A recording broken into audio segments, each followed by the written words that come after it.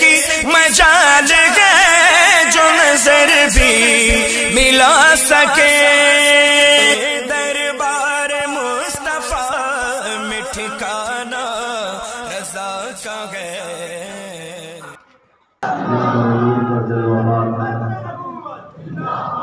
مشائخ اہل سنت، علماء ذوی الاحترام، حاضرین کرام، السلام علیکم ورحمۃ اللہ وبرکاتہ۔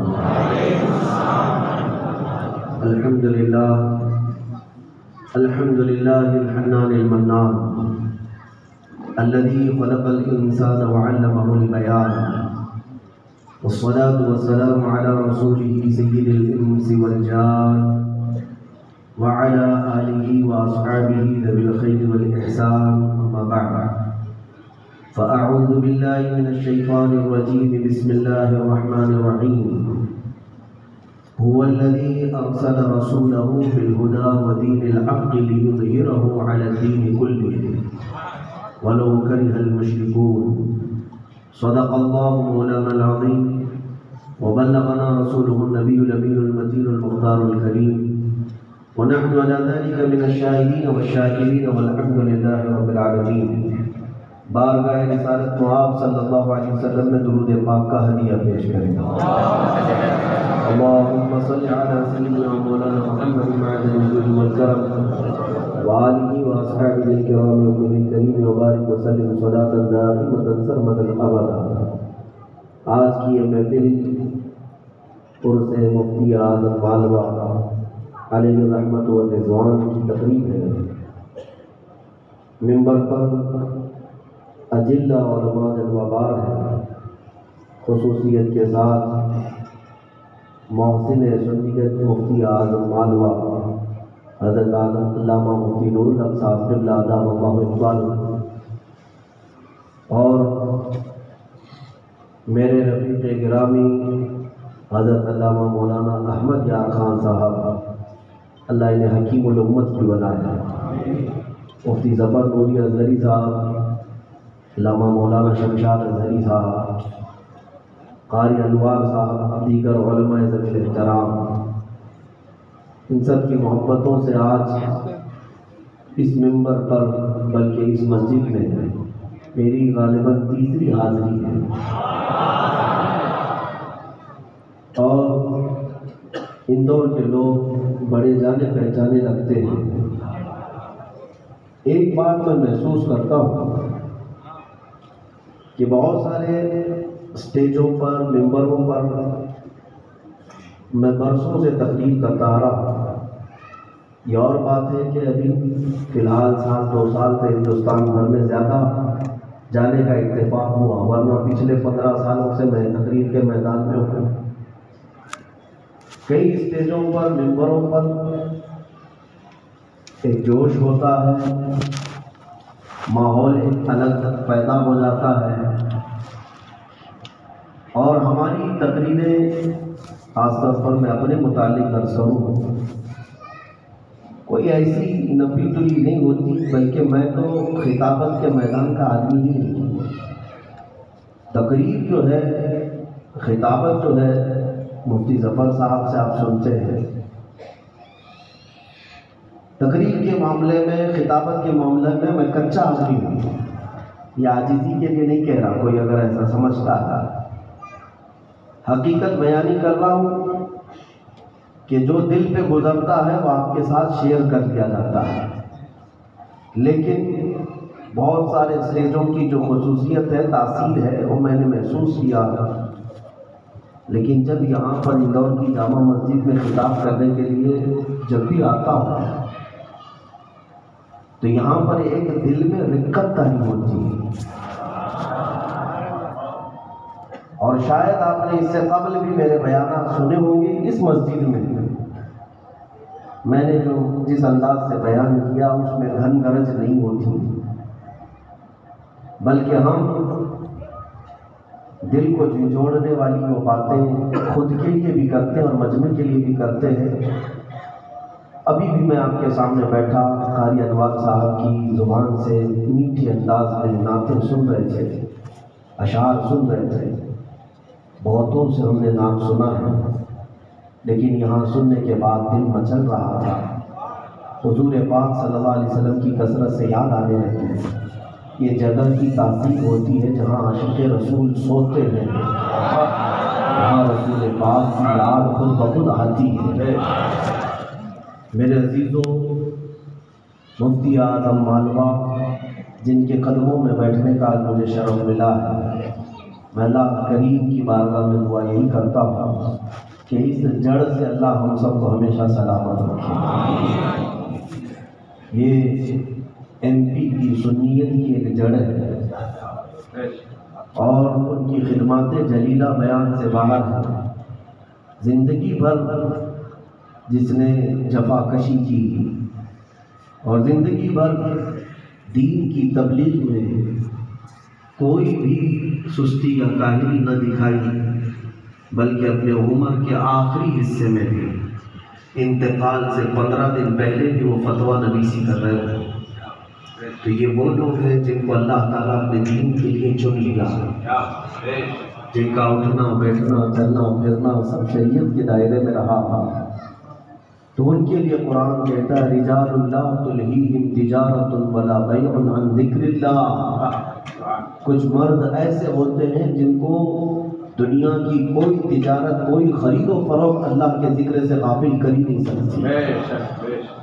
وہ اندور کی گھنی مارکیٹ کے بیچ میں رہ کر، ظاہر سی بات ہے جس علاقے میں یہ مسجد آباد ہے، یہ پورا بازار ہے، یہاں ہمہ ہمی ہے، گہما گہمی ہے، اور اندور شہر مسلمانوں کے لیے بھی دوسرے لوگوں کے لیے بھی اس کام کے لیے مشہور ہے کہ یہاں پر اہل ثروت زیادہ ہیں، لوگ مال والے بھی ہیں، تجارت والے بھی ہیں، یہاں کی تجارت بھی مشہور ہے۔ اس بھری دنیا میں انہوں نے زندگی ایسی گزاری جیسے سمندر پر کشتی چلتی ہے، سمندر کا پانی کشتی میں نہیں آتا۔ دنیا کے بیچوں بیچ رہنا اور ایسے رہنا کہ دنیا اپنے اندر نہ آئے، یہ میرے آقا صلی اللہ تعالیٰ علیہ وسلم کے سچے غلاموں کی علامت ہے۔ عزیزان گرامی وقار، اللہ تعالیٰ ان کی قبر رحمت پر کروڑوں رحمتیں نازل فرمائے، ان کے ہر آنے والے لمحے کو مولا پہلے والے لمحے سے بہتر بنائے اور ان کو قیامت کے دن ہمارا شفیع و مددگار بنائے۔ آج میں تھوڑی سی باتیں آپ کو حالات حاضرہ کے موافق عرض کر دوں کہ ہندوستان بھر میں آج ماحول ایسا ہے کہ ایک سراسیمگی پھیلی ہوئی ہے، ایک ہمارے نوجوانوں کے اندر نا امیدی اور مایوسی جیسا ماحول بھی آ گیا ہے کہ اب ہمارا کیا ہوگا، آگے کیسے چلیں گے۔ یہ دن بدن زہر بڑھتا گیا۔ سال بھر پہلے پیچھے دیکھیں تو اتنا زہریلا ماحول نہیں تھا، اس سے 5 سال پہلے جائیں تو اتنا زہریلا ماحول نہیں تھا۔ یہ مہینے میں نہیں، اب ہفتے میں تیزی سے کینسر اثر کرتا جا رہا ہے۔ یہ نفرت کا جو پھوڑا ہے آج ہندوستان کی سرزمین میں جو ان طاقتی طاقتوں نے بویا ہے، یہ کینسر کا پھوڑا بہت بڑھ چکا ہے۔ صبح سے لے کر رات تک پوری دجالی میڈیا اگر کسی بات پر بھونکتی ہے تو صرف اور صرف مسجدیں، صرف اور صرف اسلام مسلمان، یہ ٹارگٹ کیوں بنا لیا گیا ہے؟ میرے عزیزوں، ان تمام حالات کو دیکھ کر کے کچھ لوگ مایوسی کی زندگی گزار رہے ہیں، ڈر اور خوف کی زندگی گزار رہے ہیں۔ میں تمہیں آیت کریمہ پڑھ کر کے حوصلے بلند کرنا چاہتا ہوں۔ میں جذبات کو مارنے والا آدمی نہیں ہوں، بس اتنا ہے کہ خوف کے ماحول میں بھی جینے کا سلیقہ اگر کسی کو آتا ہے تو وہ محمد کے غلاموں کو آتا ہے صلی اللہ تعالیٰ علیہ وسلم۔ مولا کریم فرماتا ہے هو الذی ارسل رسولہ بالہدی ودین الحق، وہ اللہ ہے جس نے اپنے رسول کو دین حق کے ساتھ بھیجا ہے، ہدایت کے ساتھ بھیجا ہے۔ اور کیوں بھیجا؟ لیظہرہ علی الدین کلہ، تاکہ وہ لایا ہوا ان کا دین پوری دنیا پر غالب آئے، پوری دنیا پر غالب آئے۔ قرآن میں یہ آیت 3 مرتبہ آئی، اور اللہ تعالیٰ اگر اگر فرماتا ہے کہ یہ دین پوری دنیا پر غالب آئے گا تو اے مسلمانوں اس بات کو یاد رکھنا، پہاڑ اپنی جگہ سے ٹل سکتے ہیں، سمندر سوکھ سکتا ہے، مگر مولا کا فرمان نہیں ٹلے گا۔ اور تھوڑی دیر کی بات ہے، چاند کو بھی گرہن لگتا ہے، چاند کو بھی گرہن لگتا ہے، لیکن ہمیشہ نہیں ہوتا۔ جب گرہن چھٹتا ہے تو اپنی آب و تاب کے ساتھ چمکتا ہے۔ میں آج محسوس کرتا ہوں شاید ہماری جماعت پر گرہن لگا ہو، لیکن یہ جس دن گرہن چھٹے گا پھر ہر زمانہ، ہر دور اور ہر علاقہ پکارے گا اسلام تھا، اسلام ہے، اسلام رہے گا۔ ہر زمانہ پکارے گا انشاءاللہ العزیز، اور ہر دور، ہر علاقہ۔ بس معاملات یہ ہے میرے عزیزوں، ہمارے اپنے شامت اعمال کی بنیاد پر ہمیں ان آزمائشوں سے گزرنا پڑ رہا ہے۔ نبی رحمت صلی اللہ تعالیٰ علیہ وسلم کی وہ قوم ہو تم جسے خدا نے خیر امت بنا کر بھیجا، اور تمہارا لقب اللہ تعالیٰ نے قرآن میں فرمایا کنتم خیر امت اخرجت للناس، تم سارے انسانوں میں بہترین امت بنائے گئے ہو۔ تمہارے لیے وعدہ کیا کان حقا علینا نصر المؤمنین، ہم نے اپنے اوپر لازم کر لیا ہے کہ مومنین کی ہی مدد کریں گے۔ اللہ تعالیٰ نے تمہاری کامیابی کی سند دے دی قرآن میں، قد افلح المؤمنون، مومن ہی کامیاب ہے۔ یہ تمام باتیں یہ کسی مولوی کی نہیں کہہ رہا ہوں، یا صرف اور صرف میرے پیٹ کی باتیں نہیں کر رہا ہوں، بلکہ یہ رب ذوالجلال خالق کائنات کی باتیں ہیں جو اللہ تعالیٰ قرآن عظیم میں فرماتا ہے تمہارا نام کسی عام آدمی نے نہیں رکھا، هو سماکم المسلمین، وہ اللہ ہے جس نے تمہارا نام مسلمان رکھا ہے، تمہیں اسلام دیا، ایمان دیا اور سرخروئی دی، پھر یہ بھی فرمایا کہ تم گھبرانا مت، تم پریشان مت ہونا، تم ہی سر بلند رہو گے، انتم الاعلون، تم بلند رہو گے۔ لیکن یہ سارے وعدے اپنی جگہ پر، اگر ان وعدوں پر کچا یقین کوئی رکھ رہا ہے آج تو یہ مسلمان ہے۔ تم متزلزل ہو گئے۔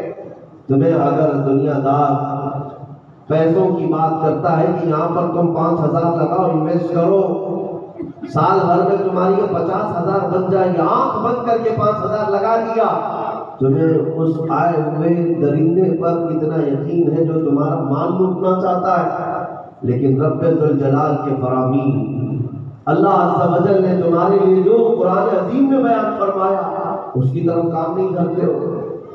آج میں جو بات عرض کرنے جا رہا ہوں وہ سنو میرے عزیزوں، نبی پاک صلی اللہ تعالیٰ علیہ وسلم کی ذات گرامی سے جو تمہارا رشتہ مضبوط ہے یہی دنیا کو سب سے زیادہ کھلتا ہے، سب سے زیادہ کھلتا ہے۔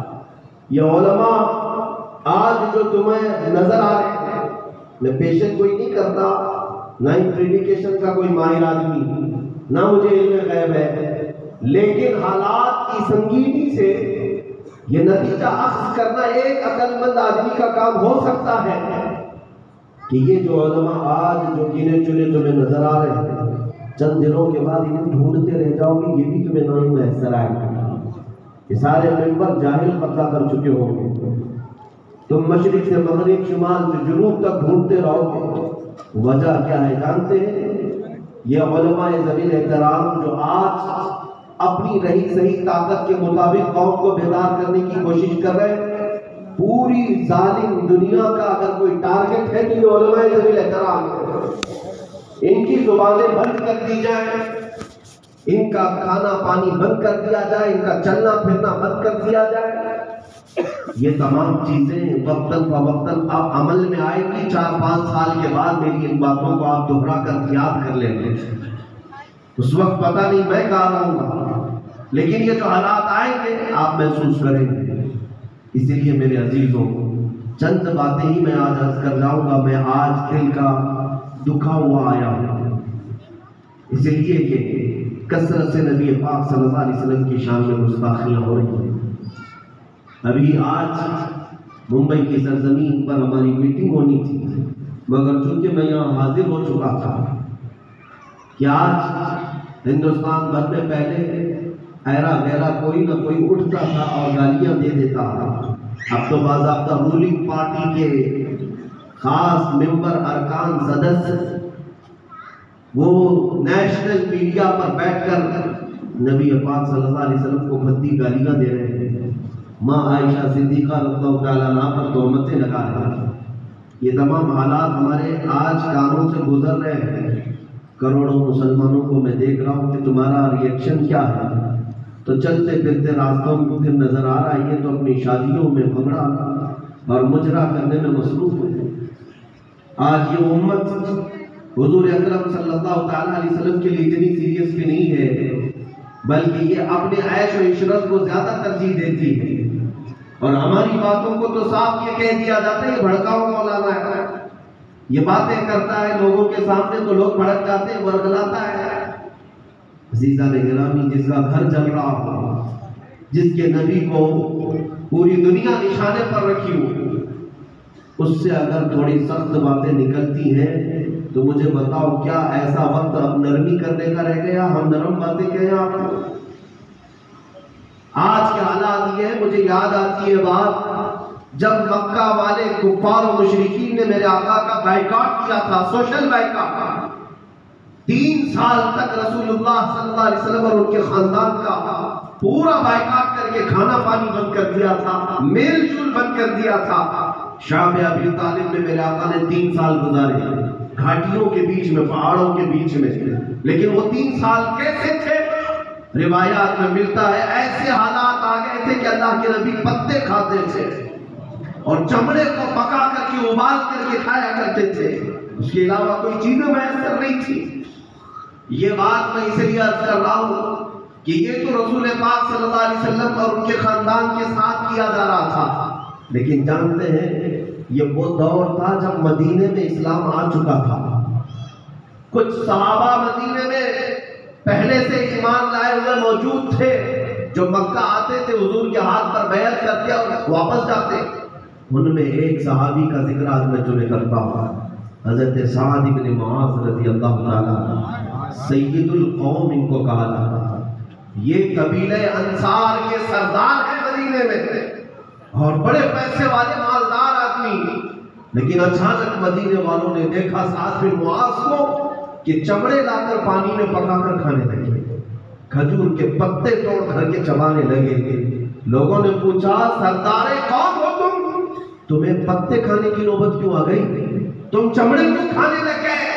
وہ رونے لگے، کہا سنا ہے میرے مصطفیٰ کو مکہ والوں نے یہ کھانے پر مجبور کیا۔ مکہ مکرمہ میں اللہ کے رسول پتے کھا رہے ہیں، ان کا غلام مدینے میں کھجورے کھائے اسے زیب نہیں دیتا۔ وہ رسول کریم صلی اللہ تعالیٰ علیہ وسلم کے احساس اور حضور کا خیال رکھنے والے وہ صحابہ تھے کہ اگر حضور کی راحت میں ذرا برابر تکلیف آئی تو ان کا چین اڑ جاتا تھا۔ ہم تو نعرے لگانے والی قوم ہیں، جوش و جذبات میں مچلنے والی قوم ہیں، لیکن نبی رحمت صلی اللہ تعالیٰ علیہ وسلم کو جو کثرت سے گالیاں دی جا رہی ہیں، کیا ہمارے عیش میں فرق پڑنے کا؟ کیا ہماری نیندیں اڑ گئی؟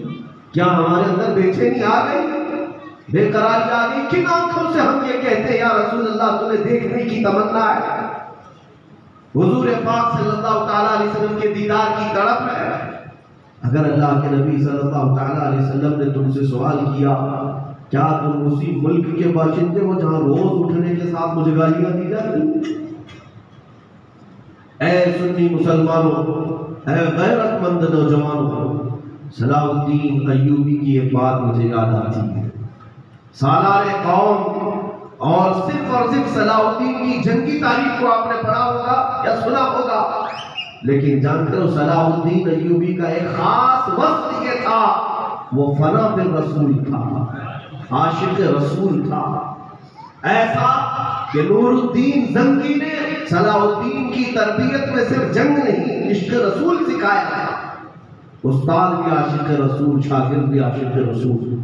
ایک بار ایسا ہوا کہ صلاح الدین ایوبی بیت المقدس کی فتح کے بعد بیمار ہو گئے، اتنے بیمار کہ اٹھنے کی طاقت نہیں تھی، اور ان حالات میں اس زمانے میں ملک شام میں مسلمانوں کے قافلے پر ایک عیسائی سپہ سالار برنس نام ہے، اس نے حملہ کیا، کوڑے مارے، مسلمانوں کا مال لوٹ لیا، اور عورتوں کو مارتا تھا، مسلمانوں کو مارتا تھا، تو ایک تانا دیتا تھا سب کو کہ بلاؤ محمد کو، کہاں ہے تمہارا محمد؟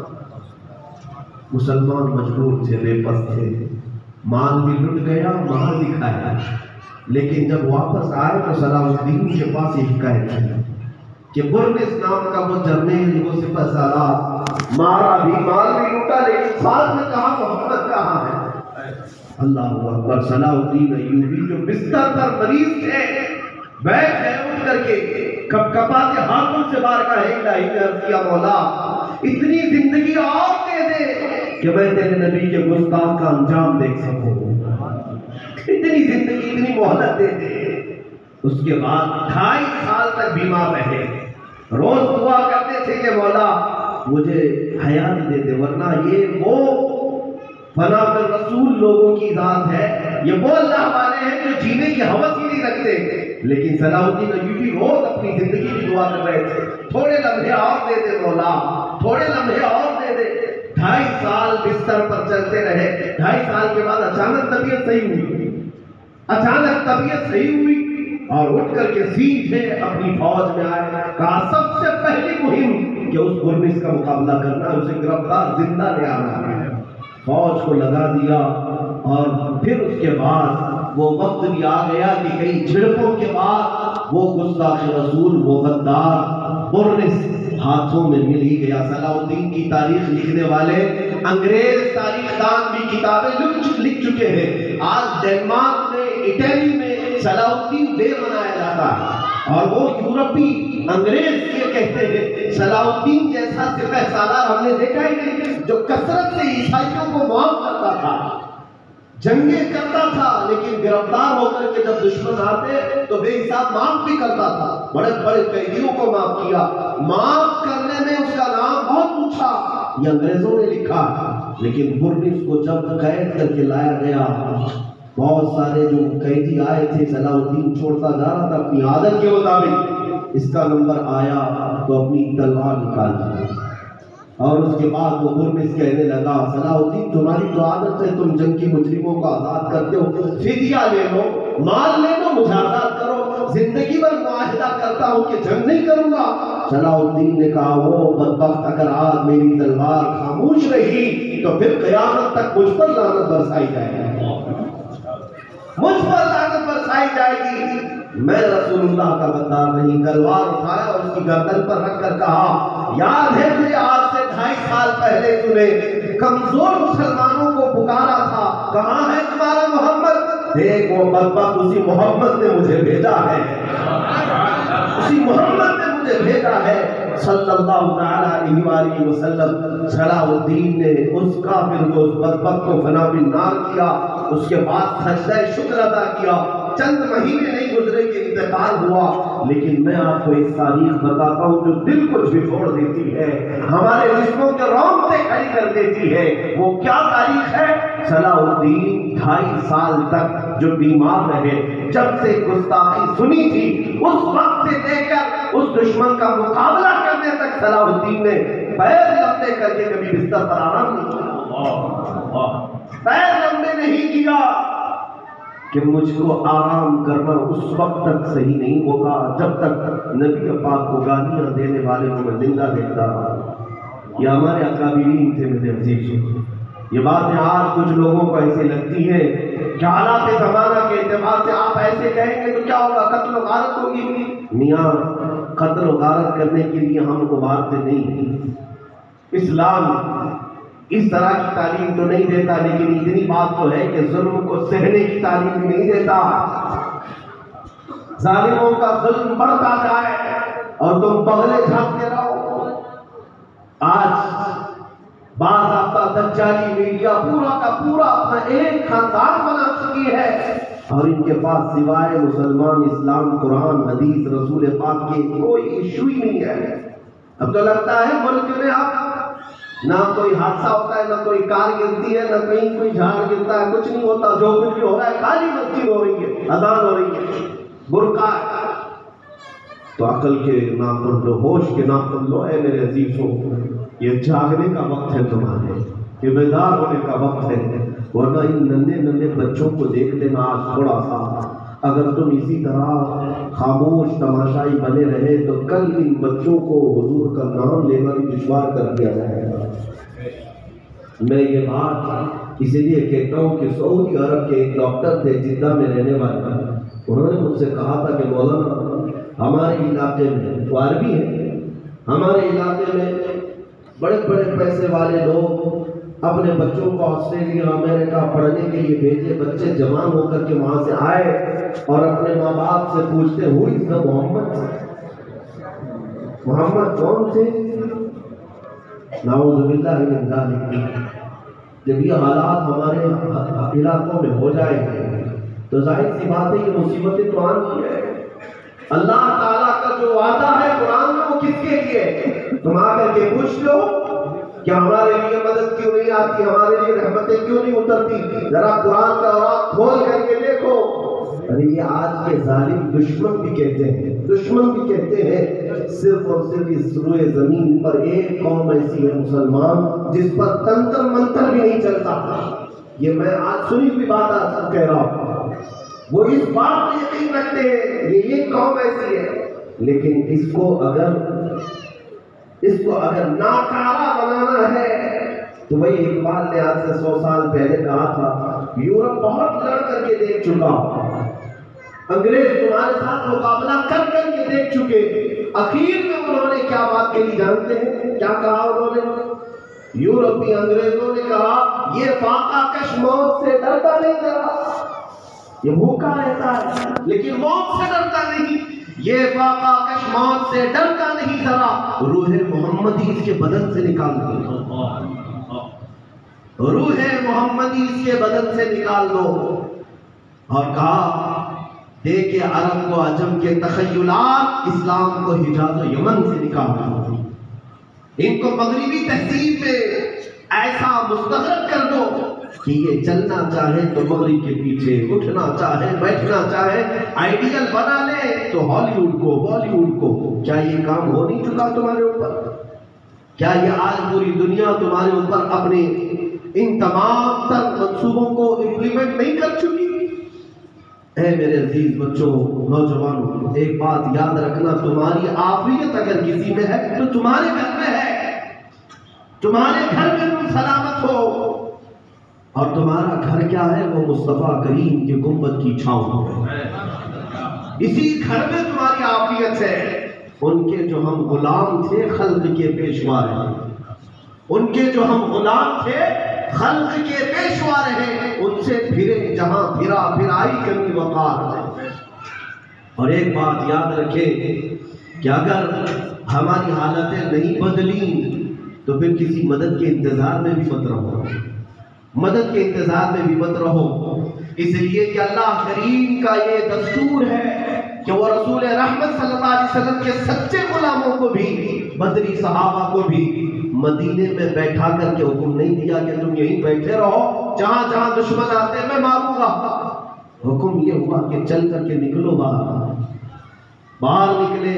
وہ 79 صحابہ 313 جو رسول پاک کے ساتھ سفر کیے، پیروں میں چپل بھی نہیں تھی، ریتیلی سرزمین پر ان کا 170 کلومیٹر چلنا۔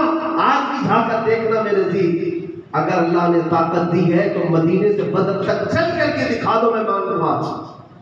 ایسی بس میں بیٹھ کر کے جا کر کے بھی اف اف کرتا رہتا ہے آج آدمی، مدینے سے بدر کے میدان جانے تک ایسی بسوں میں سفر نہیں کر پاتا۔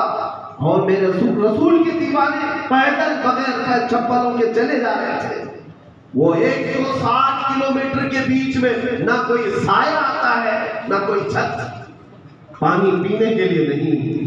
اور پھر میدان میں پہنچنے کے بعد سب کا جائزہ لیا گیا تو 8-10 تلواروں کے علاوہ کچھ نہیں، چند سواریوں کے علاوہ کچھ نہیں، کھانے پینے کی قلت، 2 کھجوریں ہیں تو 10 لوگ کھائیں اس میں۔ ان فاقہ کشوں کے ساتھ جو مشقتیں آئی، رات کا وقت آیا، میرے آقا نے دیکھا دشمن بڑی تعداد میں ہے۔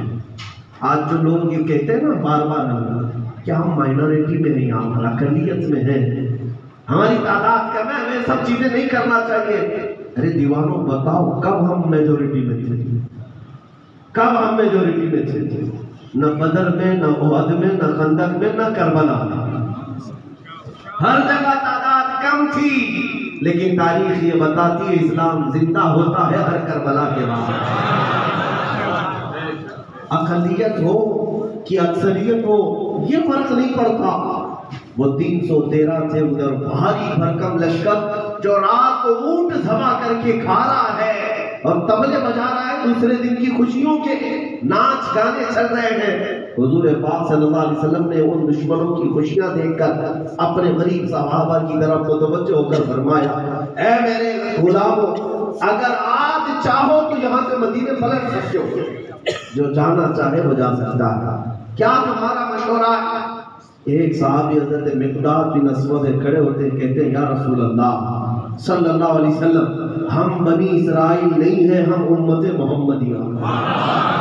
وہ بنی اسرائیل تھے جنہوں نے موسیٰ علیہ السلام سے کہا تھا، اذهب انت وربك فقاتلا انا هاهنا قاعدون، جائیے آپ اور آپ کا خدا وہ جبارین قوم سے لڑے، ہم تو یہاں بیٹھ کر کے منظر دیکھیں گے۔ وہ بنی اسرائیل نے کہا تھا۔ حضرت مقداد بن اسود کہتے ہیں، ہم امت محمدیہ ہیں، آقا اگر آپ کا پسینہ نکلے گا تو ان غلاموں کا خون بہے گا، ہم میں سے کوئی واپس نہیں جائے گا۔ یہاں تک کہ حضرت عکاشہ ایک صحابی ہیں، کہتے میرے پاس کچھ نہیں تھا، نہ پیسے، نہ مال، نہ کھانا پانی، نہ کوئی چھوٹے سا ہتھیار۔ دوسرے دن جب جنگ شروع ہوئی تو میں نے حضور کی بارگاہ میں عرض کی کہ یا رسول اللہ میرے پاس کچھ نہیں ہے۔ اللہ کے حبیب نے فرمایا، جاؤ کوئی لکڑی ہی مل جائے، کوئی لکڑی ہی لے لو۔ کہتے ہیں کھجور کی ٹہنی کی ایک سوکھی ہوئی لکڑی مجھے ملی، لا کر کے عرض کیا، آقا یہ ہے ملی ہے۔ نبی پاک نے اپنا ہاتھ اس پر مسا کیا اور کہا جاؤ اسی سے لڑو۔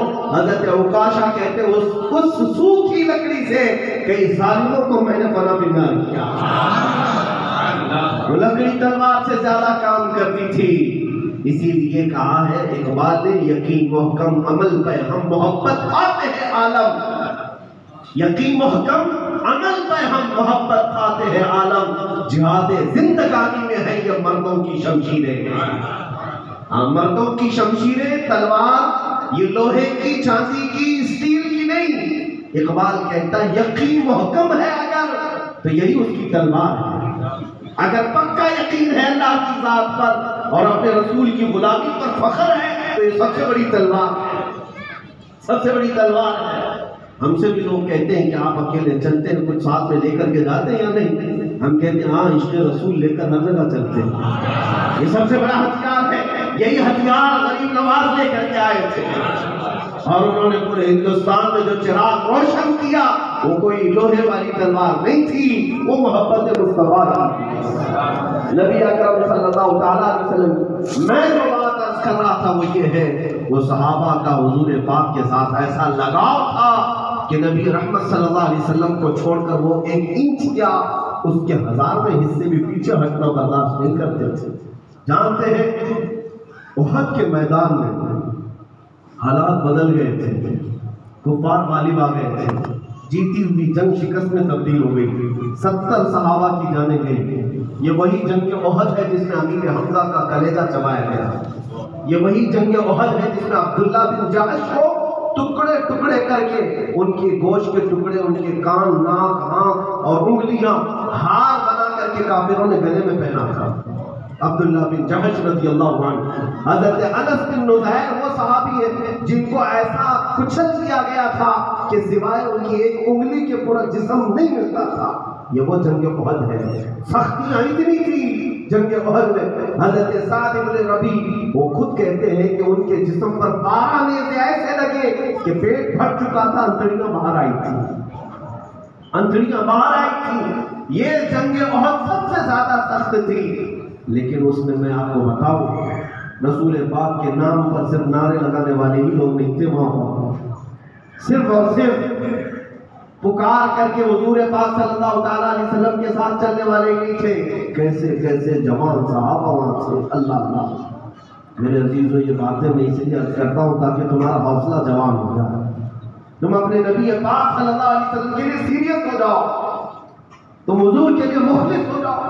سعد ابن ربیع حضور کے چہیتے صحابی تھے۔ شام کے وقت میرے آقا نے اپنے دو صحابہ سے کہا میرا سعد دکھتا نہیں، زندہ ہے یا انتقال کر گیا، ڈھونڈ کیا ہوا؟ حضور نے بھیجا، دو صحابہ پکارتے رہے میدان میں لاشوں کے بیچ، سعد ابن ربیع زندہ ہے۔ ایک جگہ سے ہلکی ہلکی آواز آنے لگی، ہاں میں زندہ ہوں۔ وہ دو صحابہ جو ڈھونڈنے کے لیے آئے تو کہتے ہیں ہم نے لاشوں کو اٹھایا، تقریباً 7 لاشوں کو اٹھانے کے بعد سعد بن ربیع ہم کو نظر آیا، دیکھا تو جسم چھلنی ہو گیا ہے، ہر جگہ نیزے لگے ہیں، پیٹ پھٹا ہوا ہے، لیکن سانس ابھی باقی ہے، زندگی ابھی باقی ہے، آنکھیں کھلی ہے۔ سعد بن ربیع نے پوچھا کیسے آئے؟ ان دونوں نے کہا اللہ کے رسول نے ہمیں تمہاری خیریت پوچھنے بھیجی۔ اللہ کے نبی نے پوچھا کہ تو زندہ ہے یا انتقال کر گیا؟ دیکھو حضرت سعد بن ربیع کہتے ہیں بلغ منی نبینا السلام، اے لوگ جاؤ میرے آقا کو میرا سلام کہنے۔ میں وہاں تک نہیں پہنچ سکوں گا حضور تک، جسم کی وہ حالت تھی، میں نہیں پہنچ پاؤں گا۔ اور یہ کہنا اللہ تعالیٰ آپ کو ہماری سب کی طرف سے جزا عطا کرے۔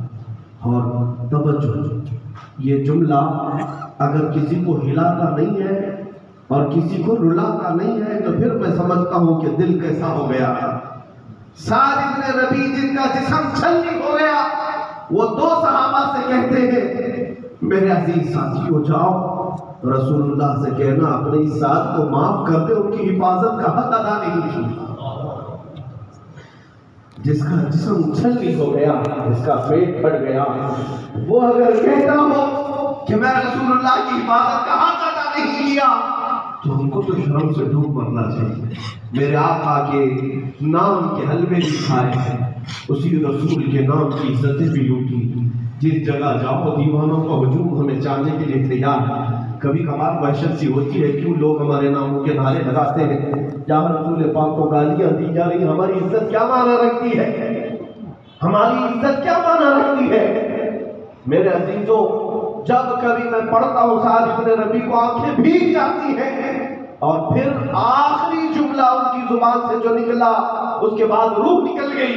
وہ دو صحابہ کے سامنے وہ کہتے ہیں جاؤ اگر میری قوم تک پہنچ گئے مدینے تو میرے دوستوں مدینے والوں سے کہہ دینا اگر تمہاری زندگی میں تمہارے زندہ ہونے کے درمیان کوئی بھی اگر میرے مصطفیٰ تک ہاتھ بھی لگایا تو قیامت کے دن اللہ اس کا عذر قبول نہیں کرے گا، اس کا کوئی عذر قبول نہیں کیا جائے گا۔ سعد بن ربیع یہ کہہ کر کے انتقال کر گئے۔ یہ وہ جنگ احد کا میدان جہاں ہتھیلیوں پر جان لے کر کے آئے تھے اور اپنے نبی پر وار دیا، پھر بھی کہا حق تو یہ ہے کہ حق ادا نہ ہوا۔ آج میرے عزیزوں لوگ یہ سمجھتے ہیں کہ ناموس رسالت کی حفاظت، تحفظ ناموس رسالت کی یہ باتیں بڑی آسان لگ رہی ہیں جلسوں میں۔ مجھے اگر کچھ لوگ اس نام سے یاد کرتے ہیں تو میں پھر کہتا ہوں میں اس مشن کا ادنا کتا بھی ہونے کے قابل نہیں سمجھتا اپنے آپ کو۔ نبی رحمت صلی اللہ تعالیٰ علیہ وسلم کی عزت کے لیے ہم نے کیا کیا؟ اے میرے عزیزو اب زمانہ تمہیں جھنجھوڑ رہا ہے، جس کو شاعر نے کہا تھا جگہ جگہ کے تھک چکے ہیں تمہیں یہ ہنگامے، روز ایک نیا ہنگامہ، جگہ جگہ کے ہنگامے بھی تھک چکے۔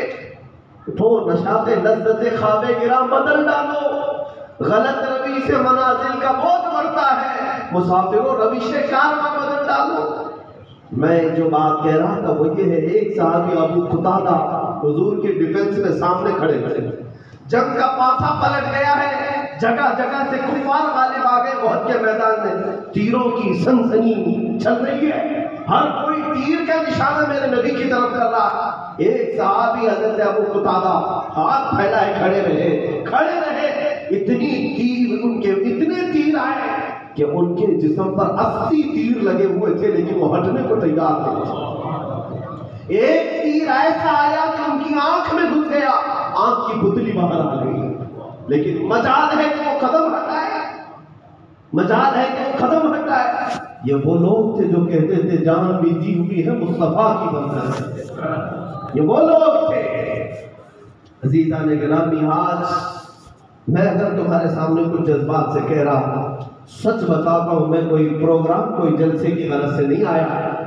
एक टूटा हुआ दिल, एक बिखरा हुआ दिल, एक टुकड़े किया हुआ दिल लेकर के तुम्हारे सामने बैठा हूँ। आज शर्म सी भी आती है कि पूरी कौम हमारी तरफ ललचाई हुई नजरें उठाकर देख रही है। मेरे आका की गुस्ताखियां हो रही, क्या किया जाए, क्या किया जाए? हर कोई हमसे सवाल करता, जवाब न आता। किया क्या जाए, क्या किया जाए? मौला करीम इस आज़माइश को अब हमारे लिए खत्म करो। और मैं तो ये दुआ करता हूँ, मौला आज़माइशें अगर जान लेकर के होती है, बच्चे लेकर होती है, घर टूट करके जल करके होती है, तो मौला उसके लिए तैयार है। मगर इन आज़माइशों में न डाल के जीते जी हमारे नबी की शान में गंदी गालियाँ सुनते और हम खाते पीते रहे। यह आज़माइश बड़ी सख्त हो चुकी है, यह आज़माइश बड़ी सख्त हो चुकी है। अज़ीज़ान गिरामी वक़ार, मैं तुम सबको वो दिल देना चाहता हूँ कि कुछ कर नहीं सकते तो अपने नबी को याद करके रो तो लो, हुजूर को याद करके रो तो लो। इसलिए कि जिस रसूल ने हमारे मुतालिक कहा, हम जैसे निकम्मों के लिए कहा, हम जैसे गुनहगारों के लिए कहा कि तुम्हारे पाँव में कांटा भी चुभे तो मुझे दर्द का एहसास होता। जिस रसूल ने यह फरमाया हमारे लिए, और हम उनके लिए कब गमगीन हुए। अब आपको मैं बताऊं, आला हज़रत फ़ाज़िल बरेलवी रज़ी अल्लाह तआला एक मरतबा आप खुद लिखते हैं कि कहीं से जब ये थानवी का फला का मुकदमा चल रहा था, उनका जमाना था, ये गुस्ताखियां हो रही थी नबी पाक सल्लल्लाहु अलैहि वसल्लम, लेकिन वो गुस्ताखियां कैसी? मुसलमान लिबादे में चल रही थी, इस्लामी लिबादा ओढ़ करके हो रही थी। आला हज़रत ने 1 महीने तक रोटी को हाथ लगाना छोड़ दिया, खाना नहीं खा रहे थे। खुद ही लिखे, मेरे ख्वाब में उनकी वालिदा माजिदा या उनके दादा आए और फिर उनको कहा कि अहमद रजा खा लो, अहमद रजा खा लो। खाते नहीं थे। उसके बाद फिर आप खुद फरमाते हैं कि दादा ने ये कहा, खा ले, तेरे कलम में ताकत आएगी तो दुश्मनों के खिलाफ जिहाद करेगा। अज़ीज़ान गिरामी, सच्चा जो आशिक रसूल होगा, मेरे मुस्तफ़ा करीम सल्लल्लाहु अलैहि वसल्लम को जान से ज्यादा मोहब्बत करता होगा, आज अगर उसका कलेजा नहीं फटता तो फिर कब फटता? इमाम मालिक रज़ियल्लाहु तआला अन्हु ने तो ये फरमाया, जब गुस्ताखियां हो रही हो उम्मत को क्या करना चाहिए, तो आप कहते हैं अगर कुछ ना कर सकी तो जमीन में धंस जाना चाहिए। जमीन फट जाए और ये धंस जाए, इसका कोई काम नहीं, ये बोझ है, ये बोझ है। अज़ीज़ान गिरामी, अल्लाह के हबीब सल्लल्लाहु तआला अलैहि वसल्लम से अपना कल्ब भी लगाओ, इतना बढ़ाओ, उनकी मोहब्बतों में अपनी वारफ्तगी को बढ़ाओ। तुम सिर्फ और सिर्फ ज़ुबानों से नहीं, सिर्फ और सिर्फ इन मजमू से नहीं, सिर्फ और सिर्फ नारों से नहीं, अमल में आ जाओ। एक बार तुम्हारा अमल हुजूर के अमल में आ गया तो मौला करीम के दरवाजे रहमत खुलने में देर नहीं है। जिस दिन रब्बे जुल जलाल तुम्हारी मदद फरमाए तो फिर ये हजारों कीड़े ऐसे खतोखाशात की तरह बह जाएंगे, तुम्हें अंदाजा भी नहीं होगा। आएगा तो वक्त आएगा, लेकिन आज के जमाने में मैं जवानों को बेदार करना चाहता हूँ। अगर वो वक्त आएगा, वो इनकलाब आएगा, तो आसमान से आने वाली कौम, ये जमीन से निकलने वाली कौम से नहीं, वो जुमीन से आएगा। इकबाल ने कहा था, जरा नम हो तो बड़ी जरखेज है ये मिट्टी, जरा नम हो तो बड़ी जरखेज है ये मिट्टी। तुमने तारीख पढ़ना छोड़ दिया, तुम अपने असलाफ की तारीख पढ़ना छोड़ दिया, जिसकी वजह से आयरे गहरे नट्ठू खेरे के पीछे चल पड़े। और तुम किसको हीरो मान लिए, किसको हीरो मान लिया? उन मुजरा करने वाले पाखंडियों को जो खुद जहन्नम की दावत देते हैं, तुम उनके फैन बन गए, तुम उनको आइडियल मान लिए, तुम उनके फॉलोअर हो गए। तुम्हें पता नहीं जो कायनात का सबसे हसीन चेहरा था वो तुम्हारा रसूल है, वो तुम्हारा रसूल है। सबसे आला अखलाक जिसके थे वो हमारे रसूल के थे। आला हज़रत ने फरमाया, सारे ऊंचों से ऊंचा समझिए जिसे है उस ऊंचे से ऊंचा हमारा नबी, सारे अच्छों से अच्छा समझिए जिसे है उस अच्छे से अच्छा हमारा नबी। जिसके पास सबसे अच्छा नबी, सबसे ऊंचा नबी है, उस कौम को क्या ये ज़ेब देता है कि वो अखलाक सीखने के लिए उस قوم کے پاس جائے جسے پیشاب کرنے کا طریقہ نہیں معلوم، ان کے پیچھے جا رہے ہیں اخلاق سیکھنے کے لیے، کردار سیکھنے کے لیے۔ اے میرے عزیزو، یہی تو حالات ہیں کہ تم نے جو طریقہ کار بدل لیا، جس کو پہلے محاورے میں کہا جاتا تھا کوا چلا ہنس کی چال اپنی چال بھول گیا، اور ہم یہ کہتے ہیں شیر چلا کتے کی چال اپنی چال بھول گیا۔ شیر کو شیروں کے ساتھ ہی رہنا چاہیے، اور شیر کو اپنے شیروں کی تاریخ ہی پڑھنا چاہیے۔ اگر زیادہ دیر کتوں کے ساتھ رہا تو شیر نہیں رہے گا، صحبت کا اثر ہو ہی جاتا ہے۔ اسی لیے میرے عزیزوں، میرے جملے سمجھ جاؤ، تم خیر امت ہو، تمہارے اخلاق سب سے بلند ہونے چاہیے، تمہارے اخلاق سب سے اعلیٰ ہونے چاہیے۔ آج افسوس اس بات کا ہوتا ہے کہ میں یا کوئی بھی عالم جب جلسے سے خطاب کرنے آتے ہیں تو تمہیں یہ سکھانا پڑتا ہے کہ نظافت، طہارت، پاکیزگی تمہارا آدھا ایمان ہے، تمہیں سکھانا پڑتا ہے۔ تمہارے محلوں سے گزرے تو بدبو آنے لگ جائے، تمہارے محلوں میں سب سے زیادہ گندگیاں نظر آنے لگے، نشہ بیچنا، نشہ کرنا، نشہ سپلائی کرنا سب سے زیادہ تمہارے نوجوانوں، ہمارے نوجوانوں۔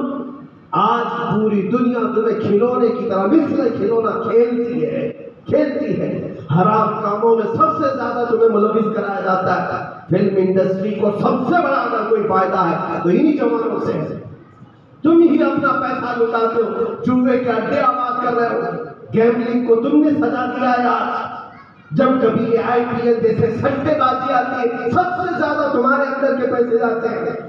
جس قوم کو اللہ کے رسول نے ان تمام فواحشات سے پاک کیا تھا، ان یہودی ظالموں نے تمہیں انہی ناپاکیوں میں لا کر ملوث کیا، تمہاری عورتوں کو بے حیا کر دیا، تمہاری بچیوں کے پردوں کو ہٹا دیا۔ تو پھر اب تو اذانوں پر حملے ہوں گی نا، اب تو مسجدوں کو نشانہ بنایا ہی جائے گا۔ جب تمہارے اخلاق و کردار سطحیت کی طرف آ گئے بلندی سے تو میرے عزیزوں آزمائش ہوگی۔ امام غزالی کی وہ بات مجھے یاد آتی ہے، ابتدا کیسی ہوتی ہے سنو۔ حضور پاک صلی اللہ تعالیٰ علیہ وسلم کی جب توہین ہونے لگ جائے اور مسلمان خاموش رہنا سیکھ جائے، توجہ، مسلمان خاموش رہنا سیکھ جائے، فرماتے تھوڑے دن اور انتظار کر لیں، وہ زمانہ ان پر آئے گا کہ ان کی مائیں اور بہنیں بازاروں میں لا کر بیچی جائیں گی اور یہ کچھ نہ کر سکیں گے، ان کے بچے سرے عام قتل کیے جائیں گے، چھتنے اڑائے جائیں گے، یہ کچھ نہ کر سکیں گے۔ اس لیے کہ تم اپنے نبی کے لیے سیریس نہ ہو سکے تو تمہارے گھروں کی عزت بھی کیا معنی رکھتی ہے؟ ہمارے پاس جو عزت ہے وہ نام محمد سے ہے، ہمیں جو کچھ بھی ملا ہے اللہ کی طرف سے وہ رسول کریم صلی اللہ علیہ وسلم کے قدموں کی برکت سے ملا ہے۔ تمہیں پتا ہے سیدنا عمر بن خطاب رضی اللہ تعالیٰ عنہ کیسا مزاج دیا؟ تم آج یہ سمجھ بیٹھے ہو کہ ہماری ٹوپیاں ہماری داڑیاں میں عزت دلاتی ہیں، تمہارا مال، تمہارے بنگلے، تمہاری گاڑیاں تمہارا اسٹیٹس بلند کرتی ہیں؟ کچھ نہیں، مر جانے کے بعد پتا چلے گا تمہاری عزت کیا تھی۔ ہاں اگر عزت تمہاری برقرار رہتی ہے تو صرف مصطفیٰ کی غلامی سے برقرار ہے، حضور کی نسبتیں تمہاری عزت کبھی کم نہیں ہونے دیتی۔ ہاں تم قبر میں چلے بھی جاؤ چرچے بند نہیں ہوتے۔ یہاں اسٹیج پر کہاں ہے مفتی اعظم مالو علی بیار رحمۃ اللہ علیہ؟ وہ تو قبر میں آرام کر رہے ہیں، لیکن تذکرے ایسے ہو رہے ہیں جیسے زندوں کے بھی نہیں ہوتے۔ ایک نیتا اپنی محفل سجانے کے لیے 1000 لوگوں کو 100 روپے بانٹ کر میدان بھرتا ہے، لیکن اگر پیسے نہ بانٹے تو 4 لوگ گنائے، جن کو مال اور پیسوں سے غرض ہوتی ہے وہ حاضر ہوتے، اور جب کفا کم ہو جائے تو نہیں۔ مجھے بتاؤ ان جلسوں میں کس نے تمہیں پیسے بانٹے؟ کون تمہیں یہاں پر پیسہ دے کر بلایا ہے؟ کچھ نہیں۔ یہ عشق رسول کی برکت ہے کہ غلام رسول کے لیے دیوانے امڑتے ہوئے چلے آتے ہیں، اور آج نہیں تاریخ لکھ لینا، آج سے 100 سال بعد بھی اگر دنیا باقی رہی اس سے 10 گنا زیادہ غلام آئیں گے، ان کی قبر پر رحمتوں کی پھول برسائیں گے۔ کیوں؟ اس لیے کہ جس نے حب مصطفیٰ میں زندگی گزاری ہے وہ مرتا نہیں ہے، وہ مرتا نہیں بلکہ وہ قبر میں جا کر کے بھی مجمعوں میں اور محفلوں میں زندہ رہتا ہے۔ وہ زندہ رہتا ہے۔ میں آج جو بات عرض کر رہا تھا وہ یہ ہے، نبی اکرم صلی اللہ تعالیٰ علیہ وسلم کی غلامی سے جو عزت ہے، سیدنا عمر ابن خطاب ایک بار منبر پر خطبہ دے رہے تھے، امام حسین اور امام حسن رضی اللہ تعالیٰ عنہ حضور کے نواسے سرداران جنت، یہ بچپن میں تھے۔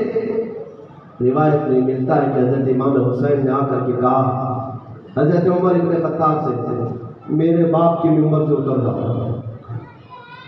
حضرت امام حسین رسول کریم صلی اللہ علیہ وسلم کو ابا بھی کہتے تھے، ظاہر سی بات ہے جس کو حضور نے فرمایا حسین منی وانا من حسین، رسول کریم صلی اللہ تعالیٰ علیہ وسلم کے متعلق حضرت عمر سے کہا میرے نانا کے منبر سے اتر جاؤ اور اپنے باپ کے منبر پر جاؤ۔ حضرت عمر اتر کر کیا ہے، وہ امیر المومنین ہے، خلیفۃ المسلمین ہے، جن کے جلال اور روح کا عالم یہ ہے کہ قیصر اور کسریٰ بھی تھراتے تھے، لیکن شہزادہ رسول کی ایک بات پر منبر چھوڑ کر نیچے آیا اور گھٹنوں کے بل نیچے بیٹھ گئے اور ان کے کندھوں کو پکڑا۔ امام حسین کا بچپن تھا، کہا عزیز شہزادے، یقیناً یہ آپ کے نانا کا منبر ہے اور میرے باپ کا کوئی منبر نہیں، مجھے جو کچھ بھی ملا ہے وہ آپ کے نانا کی برکت سے ملا۔ اور اس کے بعد کہتے ہیں اے حسین، منبر ہی نہیں میرے بدن پر جو بال اگتے ہیں یہ بھی رسول اللہ کی برکت سے، یہ میرے مصطفیٰ کی برکت سے۔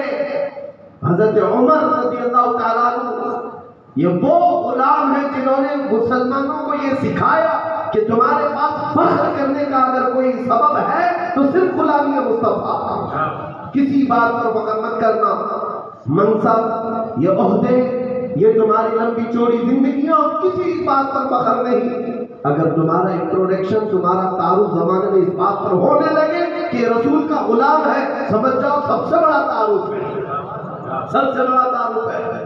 حضرت عمر ابن خطاب نے ان کو کہا تھا، جب آپ کو امیر المومنین کہہ کر کے پکارا گیا تو لوگوں کو جمع کر کے کہا رک جاؤ میں تمہیں بتاتا ہوں میں کیسا امیر المومنین ہوں۔ لوگوں سے کہا میرا نام عمر، میرے باپ کا نام خطاب، میں خطاب کا وہی بیٹا ہوں جس کو بچپن میں 2 بکریاں سنبھالنی نہیں آتی تھی، میرے باپ مجھے گھونسے مارتے تھے، روزانہ مار کھاتا تھا، بکریوں کو نہیں سنبھال پاتا تھا۔ لیکن اے لوگوں، آج یمن، حجاز، نجد، شام، عراق، فلسطین، مصر، سارا یہ علاقہ جس کا اسکوائر کلومیٹر 36 لاکھ بنتا ہے، تنہا عمر ابن خطاب کی نگرانی میں چل رہا، تنہا عمر ابن خطاب کی نگرانی میں چل رہا۔ یہ 6-7 کنٹریاں جو آج ہیں، سیدنا عمر اکیلے ہانکتے تھے اور لوگوں سے کہتے اتنا بڑا علاقہ آج عمر تنہا ہانکتا ہے، اس لیے نہیں کہ خطاب کا بیٹا عمر ہے، اس لیے کہ محمد عربی کا غلام عمر ہے۔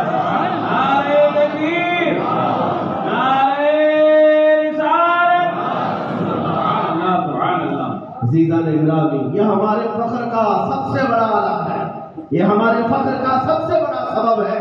ہمیں جو رسول کریم صلی اللہ تعالیٰ علیہ وسلم کی نسبت ملی ہے، اعلیٰ حضرت فاضل بریلوی رضی اللہ تعالیٰ عنہ کو پڑھو اور پھر سمجھ جاؤ کہ تمہاری زندگی کس لیے ہے، یہاں تم آئے کیوں۔ اعلیٰ حضرت کو گالیاں بہت دی جاتی تھی ان کے زمانے میں، اور آپ کہتے تھے جواب میں کہ جتنی دیر یہ گالیاں دیتے رہیں گے مجھے اور میرے خاندان کو، میں یہ سمجھتا ہوں کہ اللہ تبارک و تعالیٰ کا شکر ہے کہ نبی کو گالیاں دینے سے وہ بچے رہیں گے اور میرا خاندان ڈھال بن کر کھڑا رہے گا۔ حضور تک تو نہیں پہنچ رہے، گالیاں مجھے دے رہے ہیں، اور اگر حضور پاک صلی اللہ تعالیٰ علیہ وسلم کے لیے میں گالیاں کھاؤں، مجھے برا بھلا کہیں، تو یہ غلامی میں میرے لیے اعجاز ہے، یہ غلامی میں میرے لیے سعادت ہے۔ عزیزان گرامی، ہم نے یہ چیز اعلیٰ حضرت کی پڑھی تھی 100 سال پہلے کی، سنی تھی، لیکن پریکٹیکل ہم نے دیکھا بھی، پریکٹیکل دیکھا بھی کہ کئی ایسے گستاخ ہیں کہ رسول کریم صلی اللہ علیہ وسلم کی گستاخیوں پر دریدہ دہنی کرتے گالیاں دینا شروع کی، اور جب ہم بیچ میں اتر گئے اور ان کے ساتھ ہم نے دو بدو باتیں کی یا ان کو ترکی بترکی جواب دیا تو ہم نے نتیجہ یہ دیکھا کہ وہ ظالم اب حضور کو چھوڑ کر ہمارے پیچھے پڑے پڑے، اب ہمیں کوسنا، ہمیں گالیاں دینا، ہمیں آتنکوادی کہنا، ہمیں دہشت گرد کہنا۔ تو ان باتوں پر ذرا برابر بھی جھجک نہیں ہوتی اور نہ ہی ڈر لگتا ہے، بلکہ فخر ہوتا ہے۔ کم سے کم اب نبی پاک کی طرف اس کا منہ مڑ گیا، ہماری طرف ہو گیا ہے، یہ بھی ہمارے لیے اعزاز کی بات ہے، یہ بھی ہمارے لیے اعزاز کی بات ہے۔ اے میرے عزیزو، اللہ کے حبیب صلی اللہ تعالیٰ علیہ وسلم کے اس دین کے لیے میں نے یہ اب تک کی جو باتیں کی، ہو سکتا ہے تمہارے دل کو بیدار کرنے کے لیے، تمہیں جھنجھوڑنے کے لیے میں نے کہا۔ تمہاری اپنی زندگی نہیں ہے۔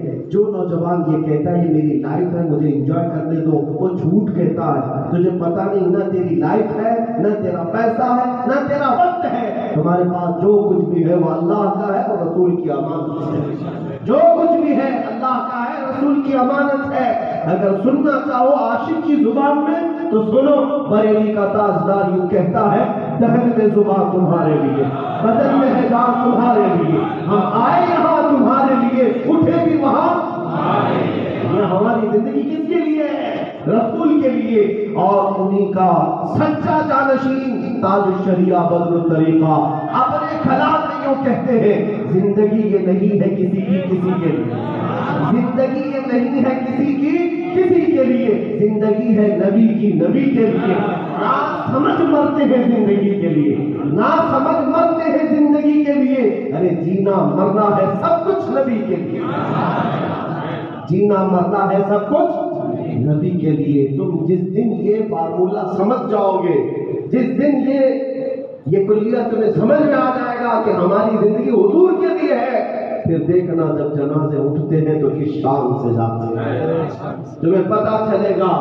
میں نے محسوس کیا ہے حضور تاج الشریعہ بدر الطریقہ رحمۃ اللہ تعالیٰ نے مرشد گرامی کے قدموں میں کھڑے ہونے کا شرف حاصل رہا ہے۔ جنازے کی گاڑی میں جنازے کے ساتھ لپک کر آخر وقت تک رہا۔ 48 گھنٹے کے بعد وہ جس میں مبارک قبر کی طرف لے جایا جا رہا تھا، ہم نے دیکھا ہے ادھر روح نکلی، 4 گھنٹے میں باڈی ٹائٹ ہو گئی، ہاتھ پیر کڑک ہو گئے اور خون جم گیا، جسم ٹھنڈا ہو گیا۔ کیا یہ نہیں ہوتے؟ 12 گھنٹے سے زیادہ میت کو رکھنا مشکل، لیکن جس تاج الشریعہ کو وہ جنازہ کروڑوں کی تعداد کے بیچ لے جایا جا رہا تھا، 48 گھنٹے کے بعد لے جایا جا رہا تھا، میں خود عینی شاہد ہوں، اللہ گواہ ہے۔ ہم نے جنازے میں صرف اور صرف وہ ڈولا یا گاڑی نہیں پکڑی، بیچ بیچ میں کبھی قدم پکڑتے رہے، کبھی ہاتھ پکڑتے رہے، اللہ گواہ ہے۔ ہم نے زندگی میں جس طرح ان کے ہاتھ پیر پکڑ کر دیکھے تھے، 48 گھنٹے کے بعد بھی وہی نرمی محسوس ہوتی تھی، وہی نرمی محسوس ہوتی تھی۔ یہ کس بات کی غمازی کرتی ہے یہ زندگیاں، یہ کس بات کی طرف اشارہ کرتی ہے زندگیاں؟ یہ وہ زندگیاں ہیں جو حب مصطفیٰ میں دنیا سے گئی ہیں۔ مولا روح تو روح جسم بھی سلامت رکھتا ہے، اور جانتے ہو اسی تاج الشریعہ نے جانے کے وقت یہ کہا تھا، میں مروں تو میرے آقا یہ ملائکہ سے کہنا، میں مروں تو میرے آقا یہ ملائکہ سے کہنا، اسے کوئی مت جگانا ابھی آنکھ لگ گئی۔ یہ سچی غلامی ہوتی ہے، یہ سچی غلامی ہوتی ہے۔ تم کہاں ڈھونڈ رہے ہو خوبصورتی کو، کہاں ڈھونڈ رہے ہو ہینڈسم لوگوں کو، کہاں ڈھونڈ رہے ہو اسمارٹ لوگوں کو؟ تمہیں ایسا لگتا ہے پھٹی جینس پہننے والا، بال الجھانے والا اور پاؤڈر میک اپ کرنے والا خوبصورت، ہزاروں میک اپ کرنے والے لا کر بٹھاؤ، ان کی خوبصورتیاں تمہیں چکا چوند نہیں کر سکتی۔ ان کی باڈیاں چند دنوں کے بعد ایسی ہو جائیں گی کہ یہ آئینے میں دیکھنے سے بھی گھبرانے لگیں گے۔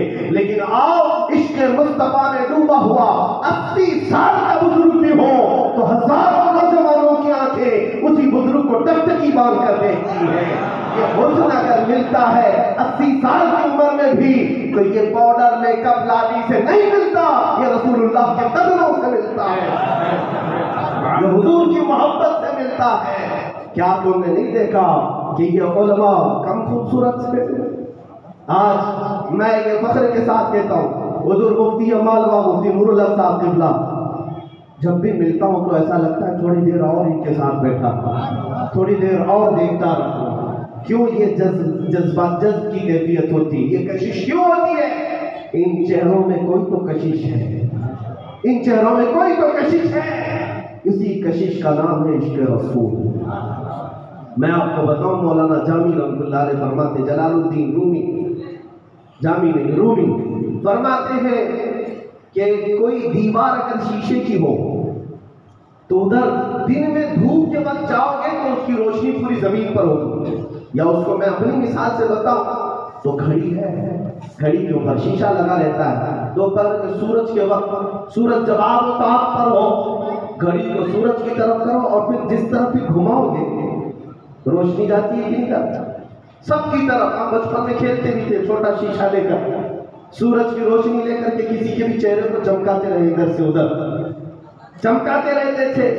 تو مجھے یہ بتاؤ، مولانا رومی رحمۃ اللہ علیہ، جلال الدین رومی فرماتے ہیں کہ اے نادان تو دیکھتا ہے یہ جو روشنی پڑتی ہے یہ کیا شیشے کی ہے؟ نہیں، بلکہ یہ اصل روشنی سورج کی ہے، اصل روشنی سورج کی۔ سورج نہ ہوتا تو شیشہ نہیں چمکتا، اور شیشہ کیوں چمک رہا ہے؟ پتھر کیوں نہیں چمکتا؟ باقی چیزیں کیوں نہیں؟ مولانا جلال الدین فرماتے اس لیے کہ شیشہ صاف تھا، شیشہ صاف تھا، سورج کی روشنی کو اپنے دل میں لے لیا اور جس طرف منہ کرتا ہے سب کو جالا دیتا ہے۔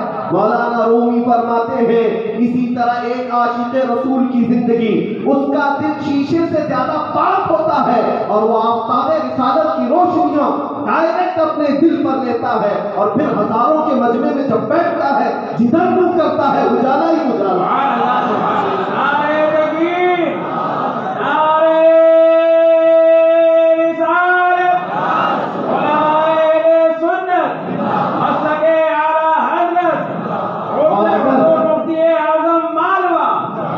اور اگر تمہیں یہ لگتا ہے کہ میں نے خالی گھڑی کی مثال دی، نہیں، ایک سچا عاشق رسول تمنا بھی یہی کرتا ہے۔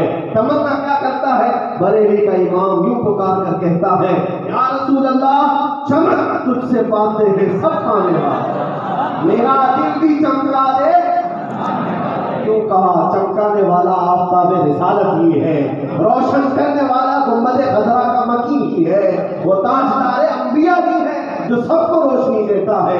اسی لیے عاشق صادق نے پکار کر کہا تھا، چمک تجھ سے پاتے ہیں سب پانے والے، میرا دل بھی چمکا دے چمکانے والے۔ اور ایک سنی مسلمان، ایک بات میں پوچھتا ہوں، بارش جب برستی ہے تو کیا یہ دیکھ کر برستی ہے کہ یہاں گنہگار بیٹھے ہیں یا نیکوکار بیٹھے ہیں یا گورے لوگ ہیں یا کالے لوگ ہیں؟ کس پر برستی ہے؟ جب برستی ہے تو سب پر برستی ہے، دیکھتی نہیں ہے بارش۔ اس کو اعلیٰ حضرت فرماتے ہیں، برسنا نہیں دیکھ کر ابر رحمت، بدوں پر بھی برسا دے برسانے والے، بدوں پر بھی برسا دے برسانے والے۔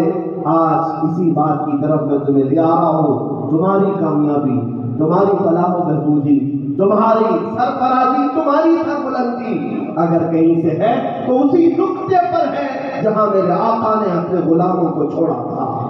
اس نقطے پر جب تم آ گئے، آج آؤ تو آج، کل آؤ تو کل، پرسوں آؤ تو پرسوں، وہ کامیابی آج بھی تمہارا انتظار کر رہی ہے، وہ سربلندی تمہارا انتظار کر رہی ہے۔ جن کا حال تھا کہ اس نقطے پر جتنے غلام پہنچے ہیں ان کا حال یہ تھا کہ جس طرف سے گزرے پتوں کا مرانی کے جھنڈے لہراتے تھے، جہاں سے گئے اسلام کا بول بالا۔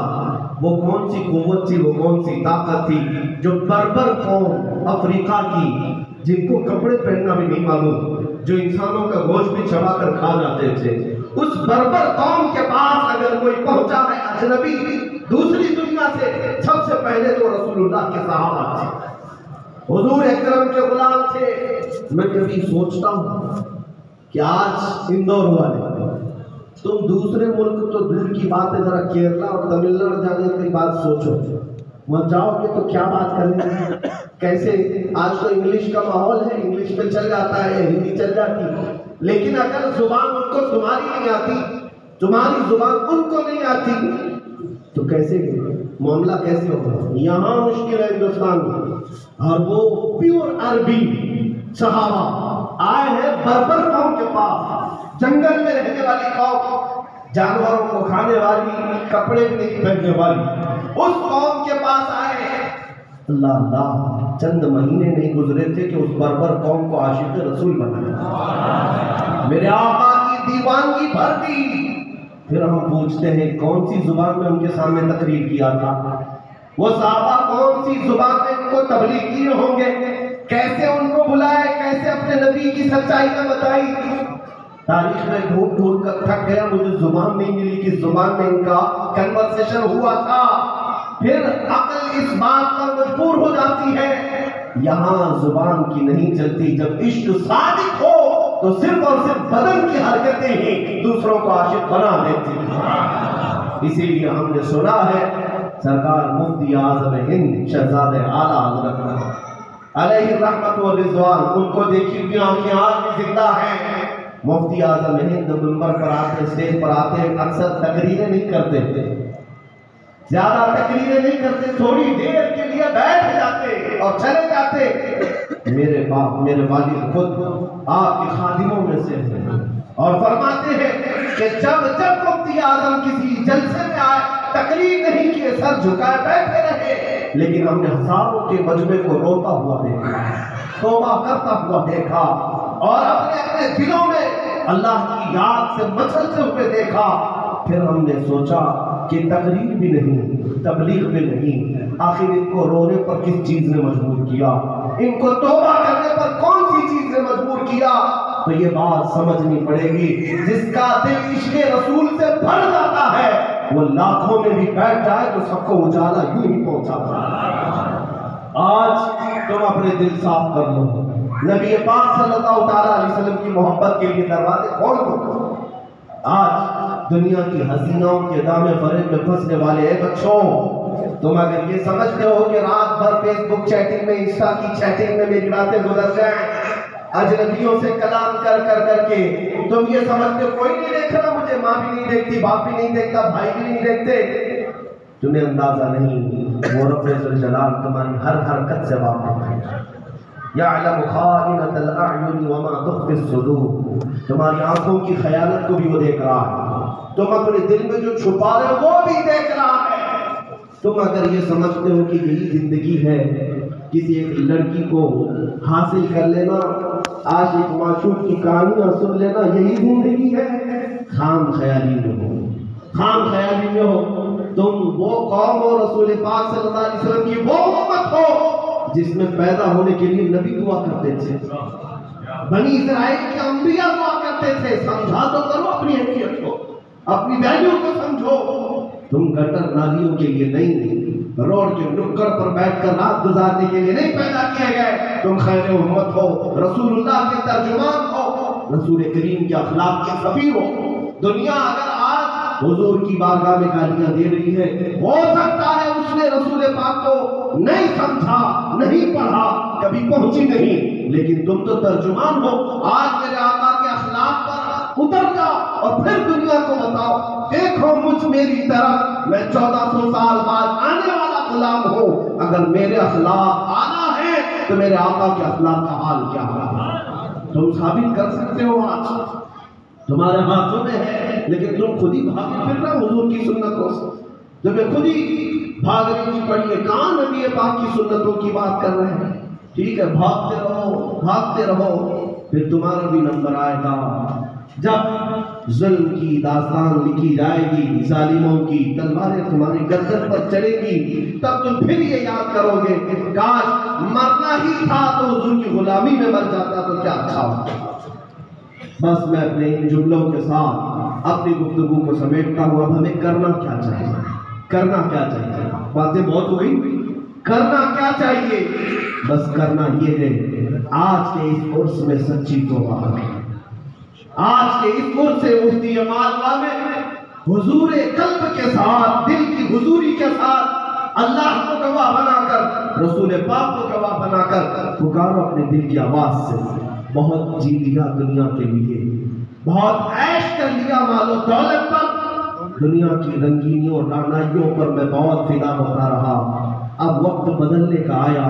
اب آج کی رات جا کر میں سچ کہتا ہوں، میرے عزیزوں ہم کوئی ولی نہیں کہ کرامت دکھائیں یا تمہارے دلوں کے حالات دکھائیں، لیکن مجھے اپنی رب ذوالجلال کی ذات پر یقین ہے، میرے مصطفیٰ کی عنایتوں پر یقین ہے، اس رسول کی خیرت کو میں جانتا ہوں کہ اگر ایک ہرن بھی اپنے بچوں کی جدائی میں روتی ہے میرے آقا بے قرار ہوتے تھے، اگر ایک لکڑی حضور کی محبت میں روئے تو میرے آقا خطبہ چھوڑ کر اتر آتے تھے، ایک اونٹ اگر چارہ کھانا چھوڑ دے میرے آقا اس کو سمجھانے کے لیے پہنچ جاتے تھے۔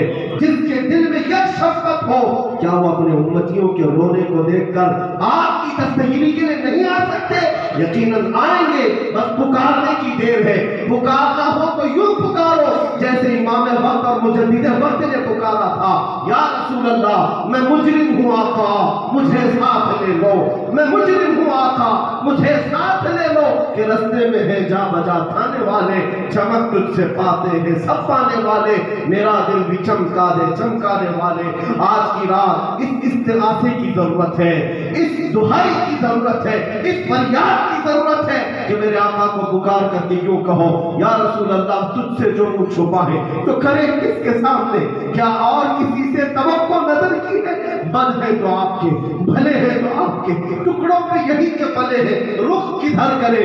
سرکار ہم کمینوں میں اخلاق کہاں، سرکار ہم کمینوں کے طرز ادب پر نہ جائیں، آقا حضور اپنے کرم پر نظر کرے، آقا حضور اپنے کرم پر نظر کرے۔ اور پھر اعلیٰ حضرت نے ہمیں یہ سکھایا، استغاثہ یوں کرو میرے آقا کی بارگاہ میں، گندے نکمے کمی مہنگے ہیں کوڑی کے دین، کون ہمیں پالتا تم پہ کروڑوں درود، بے ہنروں بے تمیز کس کو ہوئے ہیں عزیز، ایک تمہارے سوا تم پہ کروڑوں درود، خلق کے حاکم ہو تم، رزق کے قاسم ہو تم، جو ملا تم سے ملا، تم پہ کروڑوں درود، گرچہ ہے بے حد قصور تم ہو عفو و غفور، بخش دو جرم و خطا، تم پہ کروڑوں درود، کر کے تمہارے گناہ مانگے تمہاری پناہ، تم کہو دامن میں آ، تم پہ کروڑوں درود، جائیں تو کہاں جائیں، شافی و نافی ہو تم، کافی و وافی ہو تم، درد کو کر دو دوا، تم پہ کروڑوں درود، تم ہو حفیظ و مغیث، کیا ہے وہ دشمن خبیر، تم ہو حفیظ و مغیث، کیا ہے وہ دشمن خبیر، یا رسول اللہ تم ہو تو پھر خوف کیا، تم پہ کروڑوں درود، اخیر میں اتنی التجا ہے آقا کام وہ لے لیجئے، تم کو جو راضی کرے ٹھیک ہو نام رضا، تم پہ کروڑوں درود۔ عزیزان گرامی ان باتوں کے ساتھ اس اعلان کو بھی کر جاتا ہوں، یہ تھی حاج کے حالات پر میری جذباتی گفتگو، لیکن اس بات کے ساتھ میں یہ اعلان ضرور کرنا چاہوں گا، ان حالات سے میں نا امید نہیں، نہ میں نروس ہوں، نہ ہی میں اپنے رب کی رحمت سے روٹھا ہوا، بلکہ آج بھی یقین کا ایک ایک پل کہتا ہے اسلام تھا، اسلام ہے اور اسلام رہے گا، رہے گا۔ یہ وہ عظیم درخت ہے جسے کوئی ختم نہیں کر سکے گا۔ اسلام قیامت کی صبح تک لہلہانا ہے، اسے چمکنا ہے، اسے روشن ہونا ہے، اس کا کچھ نہیں ہوگا، قرآن بھی باقی رہے گا۔ میرے مصطفیٰ کی ذات کا حال تو یہ ہے، رہے گا یوں ہی ان کا چرچا رہے گا، بڑے خاک ہو جائیں جل جانے والے، تو گھٹائے سے کسی کے نہ گھٹا ہے نہ گھٹے گا، جب بڑھائے تجھے اللہ تعالیٰ تیرا، کچھ ہونا نہیں ہے نہ اسلام کا، نہ رسول پاک کی ذات کا، نہ قرآن کا، لیکن بس ہونا جو بھی ہے وہ ہمارا امتحان ہونا ہے، جو کچھ بھی ہونا ہے وہ آزمائش ہماری ہے۔ یہ دیکھا جائے گا آج کے دور میں تم میں سے کتنے کھرے تھے اور کتنے کھوٹے تھے، تمہیں یہ حالات بتا دیں گے، یہاں پر چھان دیا جائے گا، جتنے کھرے تھے وہ میرے نبی کے وفادار بن کر زمین پر کھڑے رہ جائیں گے، جتنے کھوٹے تھے وہ ان طوفانوں میں بہ جائیں گے، کسی کی یہاں پناہ لے لیں گے، کبھی کسی کے جھنڈے کے تلے آ جائیں یا کسی کی نوٹ پر بک جائیں گے، لیکن جو کھڑے تھے وہ کل بھی یہی کہتے تھے، آج بھی یہی کہیں گے، کسی کی جے بھی جے کیوں پکارے، کیا غرض ہم کو، ہمیں کافی ہے سید اپنا نعرہ یا رسول اللہ۔ آج بھی یہی کہیں گے، کل تک بھی یہی کہیں گے انشاءاللہ، ہمیں کافی ہے سید اپنا نعرہ، اپنا نعرہ، اپنا نعرہ۔ ہاں اس بات پر جو جمع رہا وہ کھڑا ہی کھڑا رہے گا۔ مولا طوفان بھیجتا ہے، آندھیاں بھیجتا ہے، قرآن بھی کہتا ہے وَزُلْزِلُوا زِلْزَالًا شَدِيدًا، مومنین کو اللہ نے بہت سخت طریقے سے ہلا دیا، اس بات کے امتحان کے لیے کہ جو سچے وفادار ہیں وہ جمے رہ جائیں گے، جتنے کھوٹے ہیں وہ بہت کر چلے جائیں گے۔ آج بھی منافقین ہماری جماعت سے چھٹ جائیں گے، غدار نکل جائیں گے۔ انشاءاللہ بہت جلد وہ زمانہ آئے گا جب اہل سنت و جماعت پوری پیورٹی کے ساتھ، پورے خالص پن کے ساتھ اٹھے گی، ابھرے گی اور پوری دنیا کو پرچم لہرا لہرا کر کہے گی لبیک یا رسول اللہ، لبیک یا رسول اللہ، لبیک یا رسول اللہ۔ وآخر دعوانا الحمدللہ رب العالمین۔